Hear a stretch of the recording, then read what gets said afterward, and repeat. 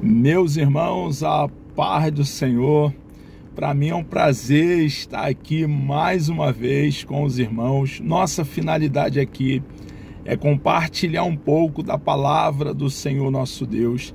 A nossa amada editora CPAD preparou para que nesse segundo trimestre do ano de 2024 estivéssemos falando sobre a carreira que nos está proposta. Na primeira lição, falamos sobre regeneração, novo nascimento, é o início da caminhada e o início da caminhada dar-se com o novo nascimento. A lição de número 2, que vem na sequência, falamos sobre a porta estreita, o que é possível somente ao cristão, porque o ensinamento da porta estreita está no Sermão da Montanha. Ali está as leis do reino, e as leis do reino estão para aqueles que pertencem ao reino. E para pertencer ao reino de Deus é necessário nascer de novo. É o momento da regeneração. O que acontece é que somos inseridos ao corpo de Cristo, somos justificados por Deus, declarados justos, a justiça de Cristo nos é imputada e nesse momento inicia-se o processo de santificação que vai perdurar por toda a nossa peregrinação. Então, observe que nesse trimestre a CPAD preparou lições que são doutrinas para nós cristãos, nós a igreja. Há uma incoerência, exigir que o não cristão decida por ele mesmo, por uma porta estreita, uma vida de abnegação, renúncia, desprendimento, porque o não cristão, aquele que ainda não abraçou a causa do cristianismo, está morto espiritualmente. Efésios capítulo 2 deixa bem claro que é uma morte espiritual. Nós que somos da Assembleia de Deus, somos de escola arminiana clássica, nós falamos que para que o incrédulo venha para Cristo, é necessário que ele receba a capacitação da parte do Espírito Santo de Deus, da terceira pessoa da Santíssima Trindade, que ele receba iluminação da parte de Deus, para que então ele possa vir para Cristo. De outra maneira, irmãos, é impossível que ele venha. É o que nós sempre falamos dentro da Assembleia de Deus, é necessário que o Espírito Santo convença o ser humano. Se o Espírito Santo não convencer, irmãos, o homem não vem. Nós, como cristãos, como igreja, estamos para pregar o Evangelho, para proclamar como arauto as boas novas do reino. Mas quem convence o pecador é o Espírito de Deus. Para que o pecador venha para Cristo, é necessário que Deus tome a iniciativa e o convença. De outra forma, ele está como que escama nos seus olhos, está morto espiritualmente e ele não vem. Pelo contrário, a condição do homem sem Cristo hoje é a mesma condição do nosso papai Adão, da nossa mamãe Eva, depois da queda. Estão escondidos entre árvores, são inimigos de Deus. Inimigo de Deus é alguém que odeia Deus. É bem provável, você já ouviu, eu também já ouvi muitas vezes, quando nós pregamos o Evangelho, nós ouvimos do incrédulo: não, Jesus ama nós todos. E a impressão que passa é que ele está em Cristo, mas as suas atitudes, seus atos, seu posicionamento, sua cosmovisão, seu jeito de pensar, deixa bem claro que há alguém que despreza Deus, que zomba de Deus, que odeia Deus. Esse é o quadro, a situação que a humanidade se encontra. E para que esse homem receba a vida da parte de Deus, seja convencido pelo Espírito de Deus, pesa sobre os nossos ombros, irmãos. A incumbência está sobre a igreja de pregar o evangelho, as boas novas de salvação. Então, essas lições que a CPAD prepararam para esse segundo trimestre do ano corrente estão numa ordem. Primeiro, o novo nascimento. A lição 1 é o início da caminhada. Depois do início da caminhada, o próximo passo é uma vida de abnegação, de renúncia, de desprendimento, o que é possível por vivermos a verdade do Evangelho, por estarmos em Cristo, por sermos cidadãos do reino de Deus. E em seguida entramos aqui na lição de número 3, onde vai ficar claro que o céu é o nosso destino, o destino do cristão. Se nós falarmos, irmãos, sobre o céu para o incrédulo, ou se nós falarmos sobre as leis do reino, que está ali em Mateus capítulo 5, capítulo 6 e capítulo 7, Jesus sobe ao monte no primeiro versículo do capítulo 5 de Mateus e ele desce no primeiro versículo do capítulo 8. O capítulo 5 de Mateus, o 6 e o 7, são as leis do reino. Se nós exigirmos, pregarmos, educarmos, doutrinarmos, ensinarmos o incrédulo sobre as leis do reino, se ele for muito bonzinho, irmão, estiver num dia bom, ele vai dizer para você e para mim, vai plantar batata.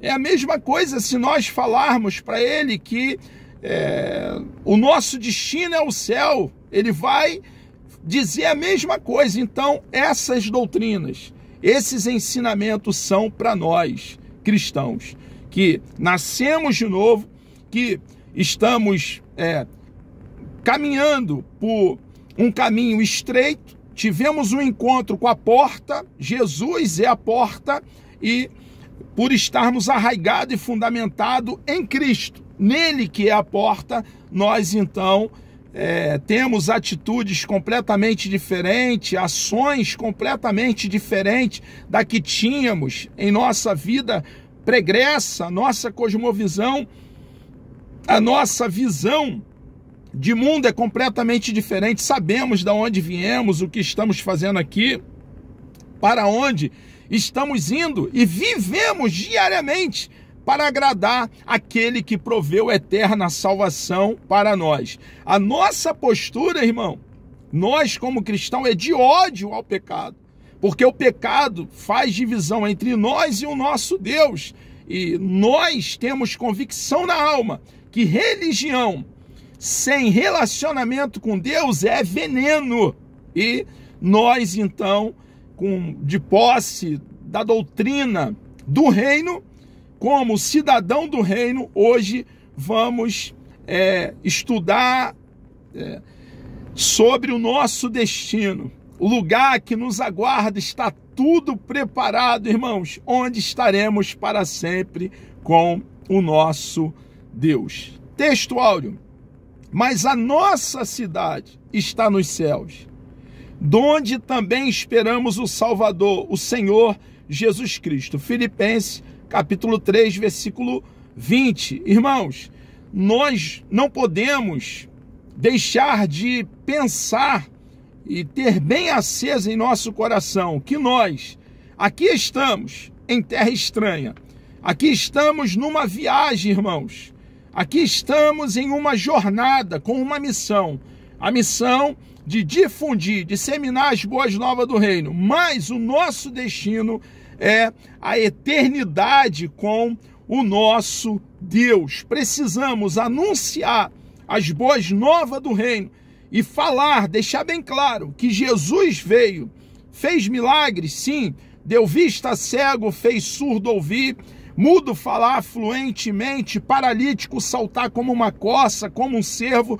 limpou leproso, deu vida morto, estando morto depois de 4 dias, porém, ele veio para nos salvar, nos resgatar do mercado de escravo, pagou um alto preço pela nossa redenção e nos adquiriu para Deus Pai. Irmãos, o que Jesus fez por nós naquela pequena colina chamada Caveira, no Calvário, que na ocasião estava fora dos muros de Jerusalém. Não foi pouca coisa, não. Ele foi o nosso substituto, o nosso representante.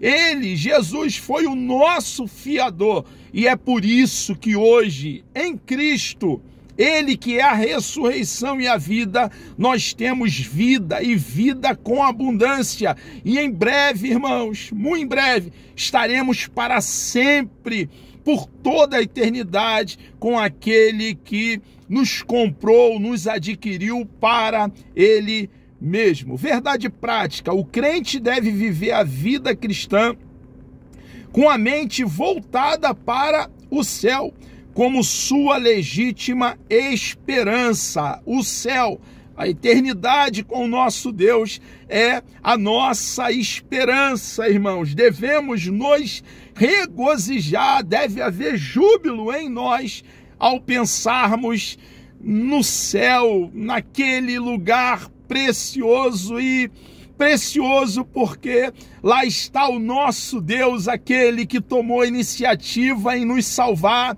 em nos resgatar, aquele que na eternidade, antes da fundação do mundo, elaborou e colocou em execução o plano de salvação, aquele que escreveu esse plano bendito e precioso, irmãos.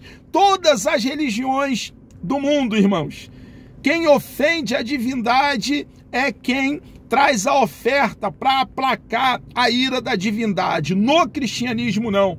Quem provê a oferta é a divindade ofendida. Fica bem claro quando Abraão está caminhando ali para o Monte Moriá para imolar o seu filho Isaque. E no momento dele degolar o seu filho, o anjo do Senhor para ele, e ele, olhando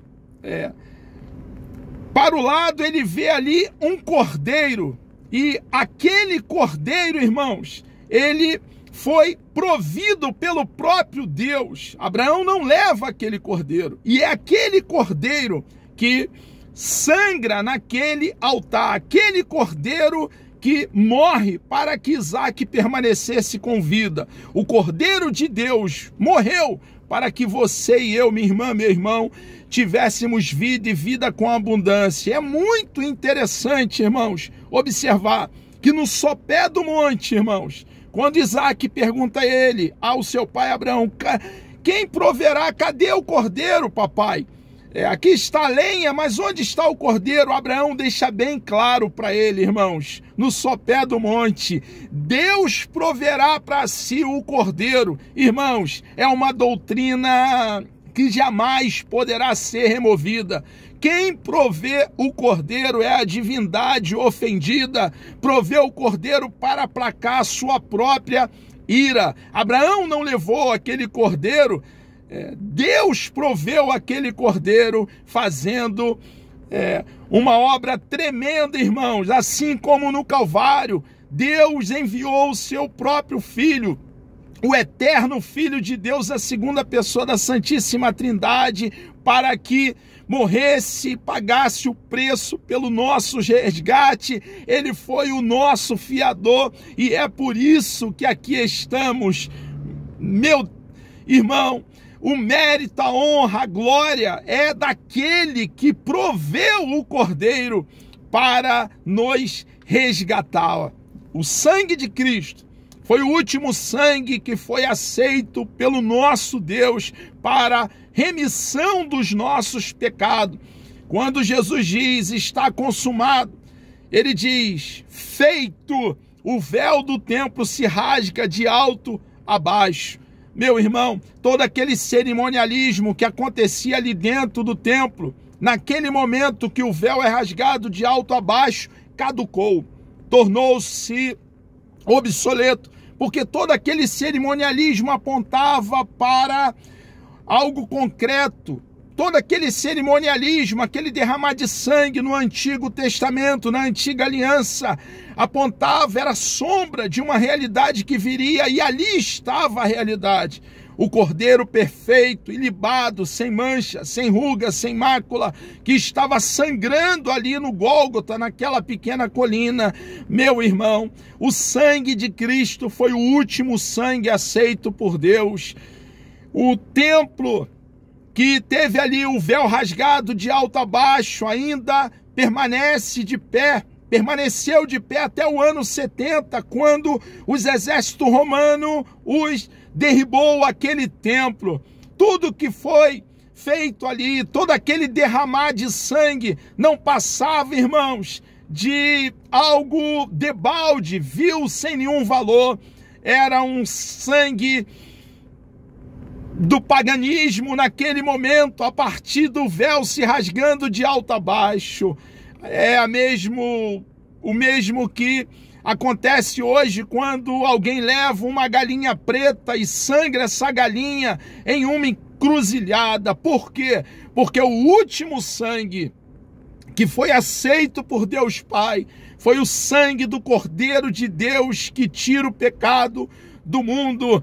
O sumo sacerdote, o nosso Senhor e Salvador Jesus Cristo, o sacerdote segundo a ordem de Melquisedeque, entrou no Santo dos Santos, no céu, como a oferta e o oficiante, sem necessidade de derramar sangue por ele mesmo, como faziam os sumos sacerdotes no Antigo Testamento, porque ao contrário dos sumos sacerdotes do Antigo Testamento, Jesus não tinha pecado. Ele foi o oficiante e levou a oferta, e a oferta era o seu próprio sangue, não um sangue como o nosso, contaminado pelo pecado, mas um sangue puro, um sangue limpo. E esse sangue, o sangue de Cristo, nos purifica de todo o pecado. Meu irmão, quem proveu o destino para a igreja foi Ele. O mérito, a honra, a glória é desse Deus precioso, desse Deus bendito. E nós, um dia, estaremos para sempre com o nosso Senhor por toda a eternidade. Leitura bíblica em classe. Filipenses capítulo 3, do versículo 13 ao versículo 14, depois o versículo 20, o versículo 21, e Apocalipse capítulo 21, do versículo 1 ao versículo 4. Nos diz assim o texto sagrado: Irmãos, quanto a mim, não julgo que o haja alcançado, mas uma coisa faço, é que, esquecendo-me das coisas que atrás ficam e avançando para as que estão diante de mim, prossigo para o alvo, pelo prêmio da soberana vocação de Deus em Cristo Jesus. Mas a nossa cidade está nos céus, onde também esperamos o Salvador, o Senhor Jesus Cristo, que transformará o nosso corpo abatido para ser conforme o seu corpo glorioso, segundo o seu eficaz poder de sujeitar também a si todas as coisas. E o outro texto de referência, para dar base aqui, o enfoque que nós estamos dando nessa lição: e vi um novo céu e uma nova terra, porque já o primeiro céu e a primeira terra passaram, e o mar já não existe. E eu, João, vi a santa cidade, a nova Jerusalém, que de Deus descia do céu, adereçada, como uma esposa ataviada para o seu marido.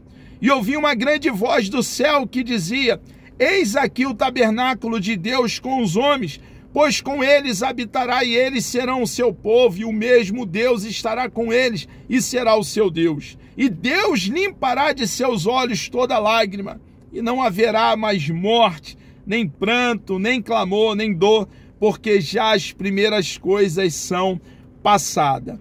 Esses dois textos de referência nós iremos enfocar um pouco mais adiante. Temos muito que falar a respeito das verdades aqui registrada, e nós vamos tratar um pouco mais adiante. O objetivo da lição são 3. Primeiro, distinguir o céu como morada final na vida eterna com Deus.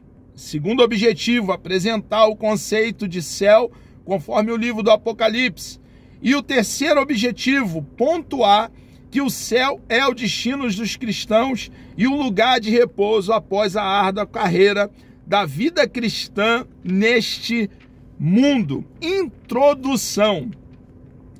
Ao homem natural é impossível discernir as coisas espirituais, visto que elas só podem ser discernidas espiritualmente. É o que falamos na introdução.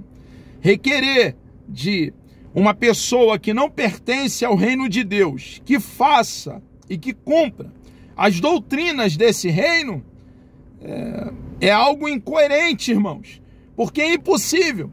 Para cumprir as leis do reino, é necessário ter dentro de si, habitando, o Espírito de Deus. E isso acontece, esse habitar da terceira pessoa da Santíssima Trindade, na regeneração, quando somos inseridos ao corpo de Cristo. Então, como está claro aqui na introdução, ao homem natural é impossível discernir as coisas espirituais, visto que elas só podem ser discernidas espiritualmente. 1 Coríntios capítulo 2, versículo 14. Por isso, a sabedoria humana apresenta diversas concepções enganosas a respeito do céu. Irmãos, ele não está aqui condenando o conhecimento secular, pelo contrário, nós aqui damos muito valor, nós cristãos, ao ensino secular. Ele está aqui tratando daquele entendimento, daquele conhecimento humano que distorce a palavra de Deus. Aquele conhecimento humano que traz ceticismo, incredulidade a quem possui esse conhecimento. E a sabedoria humana, nesse sentido, ela apresenta diversas concepções enganosas a respeito do céu, o que não é verdade, porque o céu é uma realidade na vida daqueles que estão em Cristo e permanecem nele, arraigado e fundamentado até o final. A ponto de negar, os que assim pensam, a sua existência, negam a existência do céu, algo que é muito claro para nós cristãos. Contudo, ao cristão, olha a diferença, irmão, é garantida a gloriosa promessa de desfrutar do céu como sua morada, na vida eterna, com Deus. E nós cremos piamente, sem uma poeira de dúvida. Por quê? Porque nós pertencemos ao reino, irmãos. Alguém pregou o evangelho para nós e nós não prevaricamos, não resistimos à graça de Deus, abraçamos a graça de Deus e por isso mesmo aqui estamos. Em vista disso, o nosso propósito é o de mostrar o céu como destino glorioso de todo cristão peregrino. A presente lição se propõe, então, a deixar claro que o céu é uma realidade e que é o lugar que nós, em breve, estaremos com o nosso Deus. É o nosso destino, é o nosso lugar de permanência eterna. E quem nos garante a salvação é o nosso Senhor e Salvador Jesus Cristo. O cristão somos alguém que temos convicção da vida eterna, não pelos nossos méritos, mas pelos méritos daquele que nos comprou naquela cruz, naquele madeiro, naquela pequena colina chamada Gólgota. Pelos méritos de Cristo, nós temos a convicção da vida eterna. O céu é o alvo de todo cristão. Então, o nosso alvo como cristão, como igreja, é a eternidade. Está tudo pronto para nós estarmos para sempre, irmãos, com o nosso amado Deus. O céu, conforme o ensino de Paulo. O apóstolo Paulo foi arrebatado até o terceiro céu. E ele, ao retornar, ele diz que ouviu palavras inefáveis, palavras que não há como definir com o vocabulário aqui dessa terra. E observe que Paulo era um poliglota, irmãos. O céu é imensurável, irmãos. A eternidade é algo que nunca subiu ao nosso coração, e é justamente o que nos aguarda aquele que crê em Cristo e permanece em Cristo até o arrebatamento da igreja ou a sua partida através da morte física. Não por acaso esse céu está enfatizado nas cartas do apóstolo como lugar celestial, o lar dos salvos em Cristo Jesus, onde temos um destino assegurado, o de estar para sempre com o Senhor. Então, nós temos essa segurança, essa firmeza de estarmos para sempre na eternidade com aquele que proveu vida eterna para nós. Por isso, vivendo em Cristo, o crente desenvolve um relacionamento em Cristo. Esse desenvolver do relacionamento só é possível estando na pessoa de nosso Senhor e Salvador Jesus Cristo.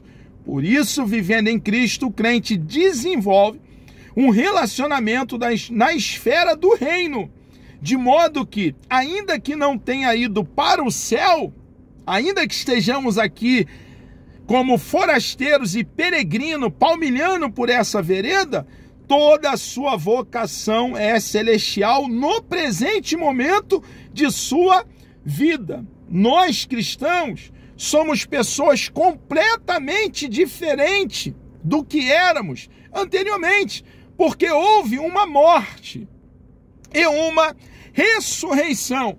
O mesmo poder que ressurgiu o nosso Senhor e Salvador Jesus Cristo dentre os mortos, foi o mesmo poder, o poder de Deus que nos deu vida, que nos fez nascer de novo. É uma obra do Espírito de Deus no nosso espírito, irmãos. A honra, a glória, reitero, para uma fixação da doutrina, da verdade, é toda dele, irmão. Importa que esse Deus bendito, precioso, vivo e santo cresça e que nós diminuamos.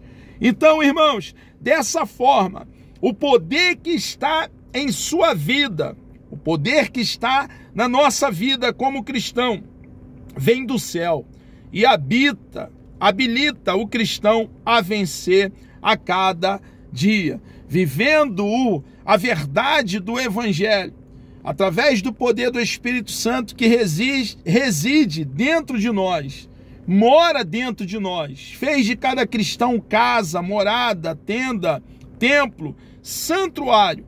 Através desse poder, irmãos, nós vencemos a cada dia, não estamos isentos de dificuldade, de problema, mas temos o nosso Deus junto conosco que nos garante, irmãos, que somos mais do que vencedores. Então o céu é o nosso alvo e é o nosso destino.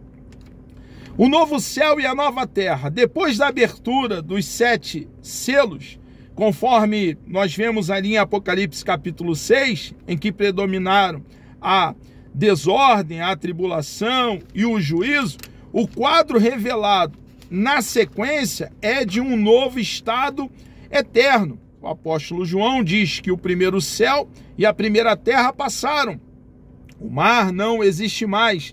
Esse céu também é o espaço astronômico. Não se trata da habitação eterna de Deus. Então o apóstolo contempla um novo céu, esse sim, e uma nova terra. Apocalipse capítulo 21, versículo 1. O adjetivo grego aqui, kainos, novo, que aparece no texto, traz a ideia de novo com respeito à forma, fresco, recente, não usado. Nesse sentido, o novo céu é um lugar sem precedente, incomum e desconhecido. Isaías profetizou a criação de novos céus e nova terra. O apóstolo Pedro confirmou essa esperança em 2 de Pedro, capítulo 3, versículo 13. Esse lugar é o destino do cristão, um novo lar completamente redimido, sem qualquer semelhança com o mundo antigo, pois eis que faço novas todas as coisas. Apocalipse, capítulo 21, versículo 5. Então a Bíblia deixa claro em Apocalipse, também na carta do apóstolo Pedro, que o céu é uma realidade, é um lugar novo, também chamado de terceiro céu, de paraíso, onde é a habitação do nosso Deus. É uma realidade para nós cristãos que, como já falei, amamos a Deus e estamos arraigados e fundamentados em Cristo e cremos em Cristo de todo coração. A linda cidade como nossa nova morada. Versículo 2 de Apocalipse 21, o apóstolo João faz menção à descida da cidade santa, somente a partir do versículo 9, que ele começa a descrever a beleza dessa cidade. Irmãos, o que nos aguarda, irmãos, nós não podemos mensurar, avaliar, analisar, porque excede, vai além da nossa compreensão. E o nosso Deus preparou esse lugar precioso para que nós estivéssemos com Ele por toda a eternidade. Céu, o fim da jornada cristã. Estaremos onde Deus está. Em Apocalipse 21, há uma concretização da jornada cristã, em que o crente estará onde Deus habita, conforme o nosso Senhor disse que viria e nos levaria para estarmos com o Pai. É uma promessa, e as promessas de Deus, Deus vela, Ele cuida para que a sua palavra não caia por terra. E essa promessa, irmãos, Ele vai cumprir de voltar e nos levar para estarmos para sempre com Ele. O arrebatamento da igreja é uma realidade. Nesse lugar habitaremos com Deus em seu tabernáculo, pois nós seremos o seu povo e Ele o nosso Deus. Apocalipse, capítulo 21, versículo 3. Tudo isso se tornará realidade no futuro, quando nossa união com Deus se dará sem impedimento, cumprindo toda a expectativa tanto do Antigo quanto do Novo Testamento. As lágrimas cessarão. Aqui nós, cristãos, sofremos. Aqui nós, cristãos, ficamos enfermos, gememos. Há muitos embate na lida. Aqui nós choramos, mas há uma promessa, irmãos, de que as nossas lágrimas cessarão. O próprio Deus, Ele vai enxugar dos nossos olhos todas as lágrimas. Uma das mais gloriosas bênçãos que desfrutaremos no céu é a de que Deus enxugará, o próprio Deus, de nossos olhos todas as lágrimas. Isso significa que nunca mais, irmãos, iremos chorar. Não haverá mais sofrimento, dor, planto, porque no céu estaremos para sempre com o nosso amado Deus. Essas lágrimas simbolizam a tristeza, o sofrimento, as tragédias humanas e outros diversos males que não terão lugar nessa nova realidade de vida, pois todas as primeiras coisas são passadas. Tudo isso será possível porque haverá também uma transformação no mundo físico. A natureza geme, porque o pecado, irmãos, também atingiu a natureza, mas haverá uma transformação também no mundo físico, na natureza. O nosso Deus, irmãos, também redimiu em Cristo a natureza. Isso em breve vai acontecer. Tudo isso será possível porque haverá também uma transformação no mundo físico, de modo que ele será inteiramente transformado e liberto da corrupção devido ao pecado, como Paulo esclareceu a respeito da redenção do mundo material em Romanos capítulo 8, versículo 21. O céu como repouso eterno. A expressão repouso nada tem a ver com tédio. 1000 vezes não, irmãos. Pois no céu haverá constante atividade. Estaremos adorando o nosso Deus por toda a eternidade. Serviço trabalharemos para o nosso Deus por toda a eternidade. Ilimitado aprendizado, passaremos a eternidade aprendendo a respeito do nosso Deus, sem jamais poder esgotar o conhecimento a respeito do nosso Deus que é eterno. Trata-se de uma dimensão completamente distinta do que conhecemos atualmente. Por isso, quando afirmamos que o céu será um lugar de repouso ou de descanso, é pelo fato de que o crente descansará de suas fadigas, cansaço, exaustão presente e hoje, mas jamais será um lugar onde nós ali teremos tédio. Pelo contrário, irmãos, haverá ali uma adoração constante, um conhecer a respeito de Deus, do nosso Deus, constantemente. Haverá ali um lugar eterno de repouso precioso para nós, um lugar de grande contentamento, onde seremos completamente satisfeitos. Será um lugar paradisíaco, um lugar de delícia. Estaremos plenamente satisfeitos em comunhão uns com os outros e com o nosso Senhor. Esse lugar de repouso é o fim de nossa jornada cristã e a experimentação da morada dos redimidos. Portanto, toda nossa vida cristã atual deve ser vivida com a mente voltada para a realidade eterna do céu, como verdadeira esperança. Como viver a vida cristã aqui, irmãos?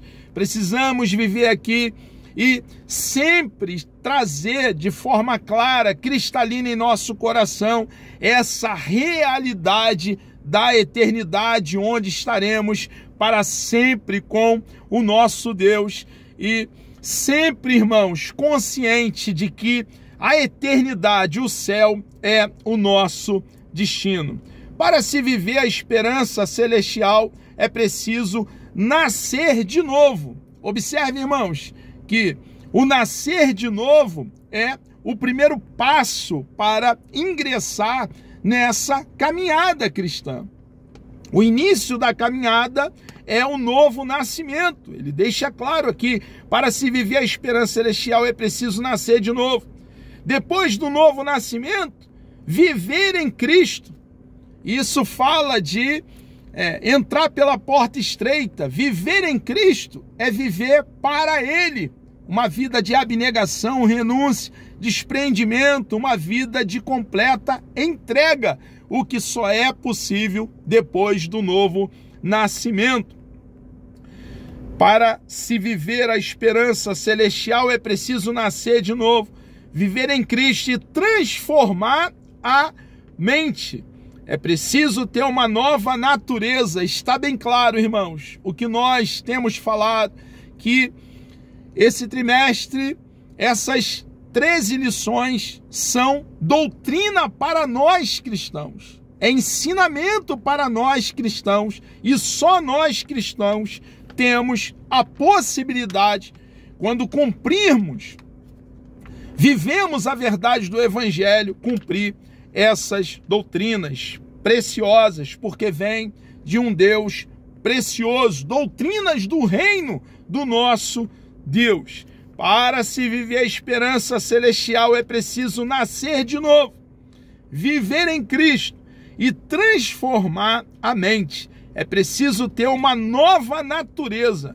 Sem isso, é impossível crer nas coisas espirituais, pois estas só podem ser discernidas espiritualmente, como diz 1 Coríntios capítulo 2, versículo 14.